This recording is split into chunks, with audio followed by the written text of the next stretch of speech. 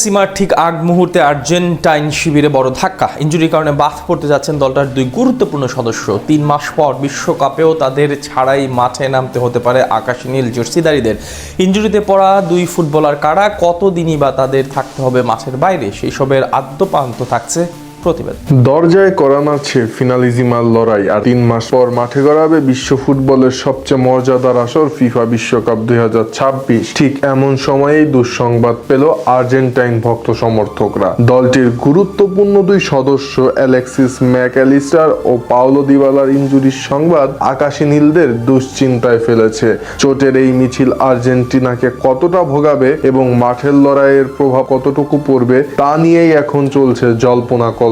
Argentine ফুটবলে Paulo দিবালাকে ধরা হয় শৈল্পিক ফুটবলের অন্যতম এক কারিগর, কিন্তু ইনজুরি যেন তার ক্যারিয়ারের ছায়াসঙ্গী হয়ে আষ্টে পৃষ্ঠে রয়েছে। বৃহস্পতিবার অনুশীলনের সময় মাসেল ফ্যাটিক থেকে শুরু হওয়া অস্বস্তি শেষ পর্যন্ত দুঃসংবাদের রূপ নিল এএস রোমার এই ফরওয়ার্ডের জন্য। পরীক্ষায় দেখা গেছে তার হাঁটুতে অস্ত্রোপচার প্রয়োজন, যার ফলে তাকে কমপক্ষে 1 মাস মাঠের বাইরে থাকতে হবে। আর এই 1 মাসের বিরতি দিবালার জন্য হতে পারে অপূরণীয় এক ক্ষতির কারণ, কেননা স্পেনের বিপক্ষে মর্যাদাপূর্ণ ফিনালিজিমার লড়াইয়ে তাকে ছাড়াই মাঠে নামতে হবে আর্জেন্টিনাকে। আর এই ম্যাচের স্কোয়াডে জায়গা হারালে বিশ্বকাপ স্কোয়াডে ঢোকা অনেকটাই কঠিন হয়ে পড়বে 32 বছর বয়সী এই আক্রমণ ভাগের ফুটবলারের জন্য। কেননা অস্ত্রোপচারের পর ফিরে এসে খুব অল্প সময়ে নিজের ফিটনেস প্রমাণ করা এই গোল্ডেন বয়ের জন্য এক কঠিন চ্যালেঞ্জ হতে যাচ্ছে। উল্লেখ্য যে মাঝমাঠ থেকে আক্রমণে তার সৃজনশীল পাস এবং বক্সের বাইরে থেকে নিখুঁত ফিনিশিং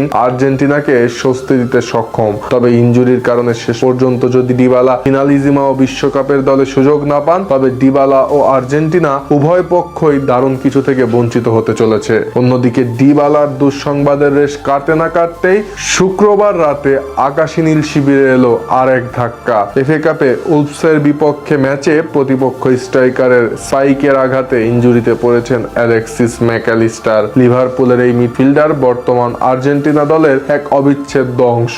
এনজো ফার্নান্দেজ এবং রদ্রিগো ডি পলের সাথে তার যে ত্রিভুজ রসায়ন, মূলত সেটি আর্জেন্টিনার মাঝমাঠকে বিশ্বের অন্যতম সেরা করে তুলেছে। ম্যাকঅ্যালিস্টার কেবল বল দখলই করেন না, বরং রক্ষণের দেয়াল হয়ে দাঁড়ানোর পাশাপাশি আক্রমণের গতিপথ নির্ধারণ করে দেন প্রায়শই। তাই তার ইনজুরির সংবাদ দুশ্চিন্তার জন্ম দিয়েছে আর্জেন্টাইন শিবিরে। যদিও ম্যাকের ইনজুরি নিয়ে আনুষ্ঠানিকভাবে এখনো কিছু জানায়নি লিভারপুলের টিম ম্যানেজমেন্ট। তবে যদি এই মিডফিল্ডার দীর্ঘ সময়ের জন্য ছিটকে যান, তবে ফিনালিজিমা এবং বিশ্বকাপের লড়াইয়ে আর্জেন্টিনার মাঝমাঠের সেই চেনা ভারসাম্য খুঁজে পাওয়া দুষ্কর হয়ে পড়বে। বিশ্বকাপের ঠিক 3 মাস আগে ডিবালা ও ম্যাকঅ্যালিস্টারদের মতো গুরুত্বপূর্ণ সদস্যদের হারানো মানে হলো দলের কৌশলগত কাঠামোতে বড় ধরনের পরিবর্তন আনা। যদিও স্কালোনির হাতে তরুণ প্রতিভার অভাব নেই, কিন্তু বড় আসরের চাপ সামলানোর জন্য যে অভিজ্ঞতার প্রয়োজন তা রাতারাতি তৈরি করা সম্ভব নয় বলেই মনে করছেন বিশ্লেষকরা।